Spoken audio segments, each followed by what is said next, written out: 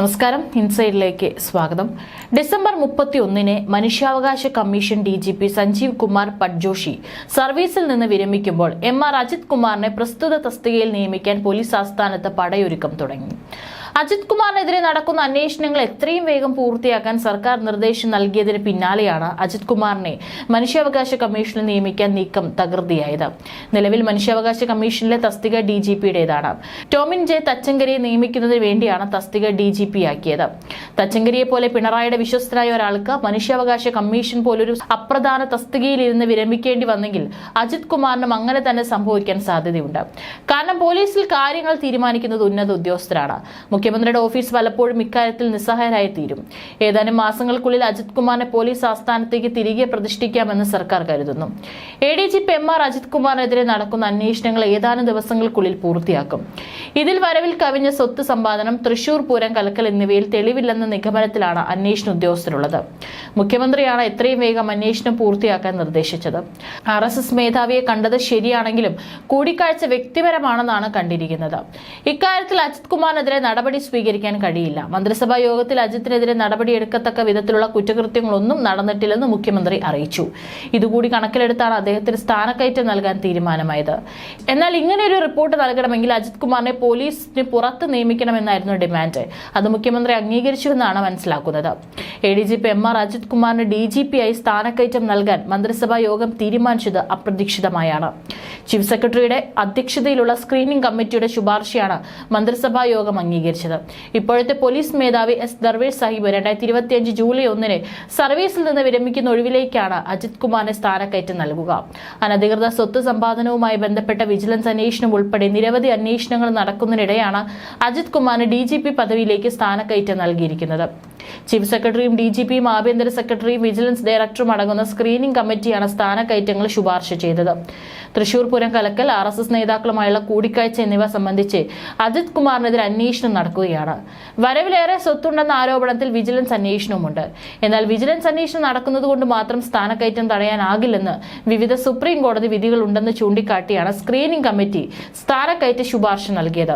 കോടതിയിൽ charge sheet file ചെയ്ത് വിചാരണയ്ക്ക് കാത്തിരിക്കുകയാണെങ്കിലോ അച്ചടക്ക നടപടിക്കായി മെമ്മോ കൊടുത്തിട്ടുണ്ടെങ്കിലോ സസ്പെൻഷനിൽ നിൽക്കുകയാണെങ്കിലോ മാത്രമേ സ്ഥാനക്കയറ്റത്തിൽ നിന്ന് മാറ്റി നിർത്താൻ ചട്ടമുള്ളൂ എന്നും ചീഫ് സെക്രട്ടറി നേരത്തെ വ്യക്തമാക്കിയിരുന്നു. ഇതിൽ അജിത് കുമാറിനോട് ഒരു പ്രത്യേക താല്പര്യം സർക്കാരിനുണ്ട്.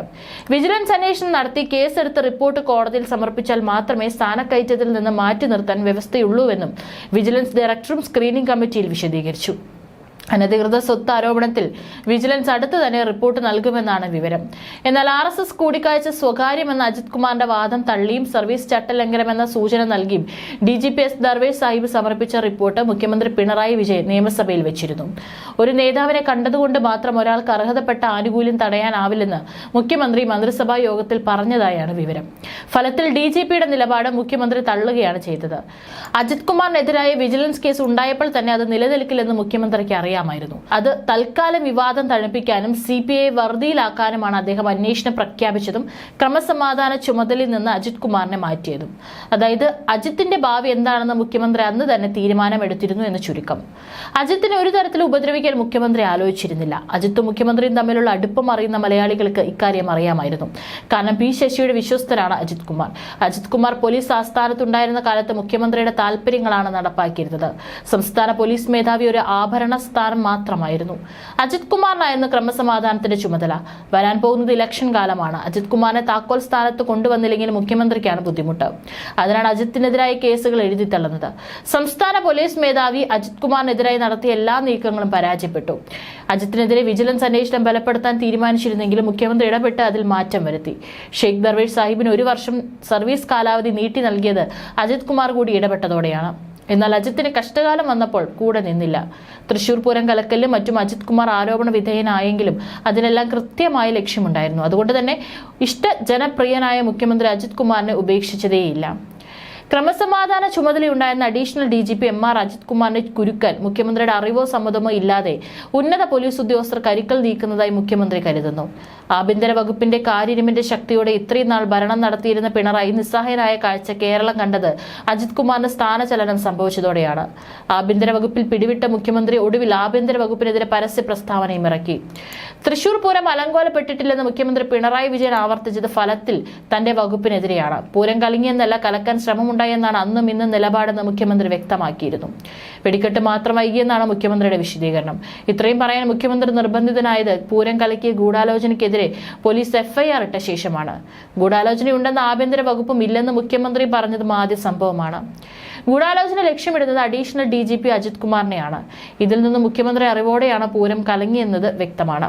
പൂരം കലക്കിയെന്ന് സ്ഥാപിക്കേണ്ടത് സംഘപരിവാറിന്റെ ആവശ്യമാണെന്നാണ് മുഖ്യമന്ത്രി പറയുന്നത്. പൂരാഘോഷത്തിലെ ഇടപെടലുകൾ പരിശോധിക്കുമെന്നും ഉദ്യോഗസ്ഥ തലത്തിൽ കുറ്റം ചെയ്തെങ്കിൽ ശിക്ഷ നൽകുമെന്നും മുഖ്യമന്ത്രി അറിയിച്ചു. മുഖ്യമന്ത്രിയുടെ ഓഫീസിൽ നിന്നുള്ള വാർത്താക്കുറിപ്പിലൂടെയാണ് വിശദീകരണം എത്തിയത്. പൂരം ആഘോഷവുമായി ബന്ധപ്പെട്ട എല്ലാ ഇടപാടുകളും പരിശോധിക്കുമെന്ന് വാർത്താക്കുറിപ്പിൽ വ്യക്തമാക്കി. എന്നാൽ കണ്ണടച്ച് തുറക്കുന്ന വേഗത്തിൽ അതെല്ലാം ആവിയായി. തൽക്കാലം ഉന്നത ഉദ്യോഗസ്ഥരുടെ അശാന്തി ഇല്ലാതാക്കാനുള്ള ശ്രമമാണ് മുഖ്യമന്ത്രി നടത്തുന്നത്. പൂരം സുരക്ഷ പാളിച്ച് അന്വേഷിക്കുന്നത് സംസ്ഥാന പോലീസ് മേധാവിയാണ്. ഇതിന് പിന്നിലെ ഗൂഢാലോചന അന്വേഷിക്കാനാണ് നിർദ്ദേശം. ഇത്തരം കാര്യങ്ങൾ വിശദമായി അന്വേഷിച്ച് കേസെടുക്കാൻ സർക്കാർ ക്രൈംബ്രാഞ്ച് മേധാവിയെ ചുമതലപ്പെടുത്തിയിരുന്നു. അജിത് കുമാറിനെതിരെ നടക്കുന്ന അന്വേഷണത്തിൽ വേഗം പോരെന്നാണ് സർക്കാർ പറയുന്നത്. എന്നാൽ ഓരോ കേസും പ്രത്യേകം അന്വേഷിക്കാൻ സമയം വേണമെന്നാണ് പോലീസ് നിലപാട്. കഴിഞ്ഞ കുറെ നാളുകളായി സർക്കാർ പറയുന്നത് പോലെയല്ല പോലീസ് പ്രവർത്തിക്കുന്നത്.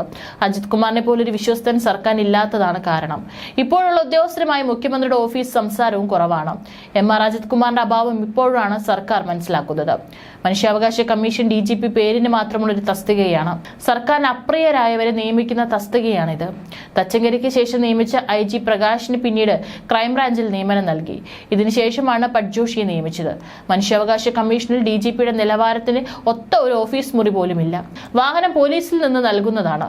അതേസമയം ജേക്കബ് പുന്നൂസ്, സെൻകുമാർ തുടങ്ങിയ പ്രഗത്ഭർ മനുഷ്യാവകാശ കമ്മീഷന്റെ തലപ്പത്തിരുന്നിട്ടുണ്ട്. എന്നിട്ടും ഇതൊരു അപ്രധാന തസ്തികയായി തുടരുന്നു, അതും അപ്രിയരെ നിയമിക്കാൻ വേണ്ടി മാത്രം. അതേസമയം അജിത് കുമാറിനെതിരാണ് DGPയുടെ റിപ്പോർട്ടെങ്കിൽ കാര്യങ്ങൾ കൂടുതൽ കുഴയും. മുമ്പ് DGP നൽകിയ റിപ്പോർട്ട് അജിത് കുമാറിനെതിരായിരുന്നു. അതിൽ നിന്ന് അദ്ദേഹം പിന്മാറുമെന്ന് കരുതാനാവില്ല. ഇക്കാര്യം സർക്കാരിനും അറിയാം. അതാണ് കലഹത്തിന് നിൽക്കാതെ സർക്കാർ തന്ത്രപൂർവ്വം നീങ്ങുന്നത്.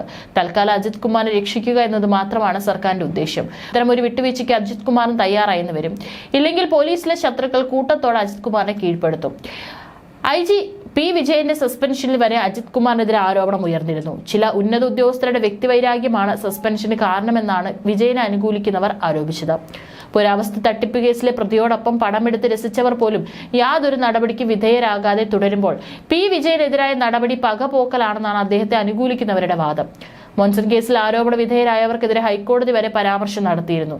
എന്നിട്ടും ഒന്നും സംഭവിച്ചില്ല. എലത്തൂർ ട്രെയിൻ തീവയ്പ് കേസിലെ പ്രതി കേരളത്തിലേക്ക് കൊണ്ടുവന്ന പോലീസുകാരുമായി ബന്ധപ്പെട്ടു എന്ന പേരിലാണ് അദ്ദേഹത്തെ സസ്പെൻഡ് ചെയ്ത് ഉത്തരവിറക്കിയത്. ഞെട്ടലോടെയാണ് കേരളം കേട്ടത്. തീവ്രവാദ വിരുദ്ധ സേനയുടെ ചുമതലയുണ്ടായിരുന്ന ഉദ്യോഗസ്ഥൻ എന്ന നിലയിലാണ് വിജയൻ കൊണ്ടുവന്ന ഉദ്യോഗസ്ഥരെ ബന്ധപ്പെട്ടത്. ഇതിൽ സംസ്ഥാനത്തെ ഉയർന്ന ഉദ്യോഗസ്ഥരൊന്നും നീതികേട് കാണുന്നില്ല. ഒരു ഉന്നത IPS ഉദ്യോഗസ്ഥന് തന്റെ കീഴിലുള്ള ഉദ്യോഗസ്ഥരെ വിളിച്ച് വിവരങ്ങൾ അന്വേഷിക്കുന്നതിൽ എന്താണ് തെറ്റെന്ന് ചോദിക്കുന്നവർ നിരവധിയുണ്ട്.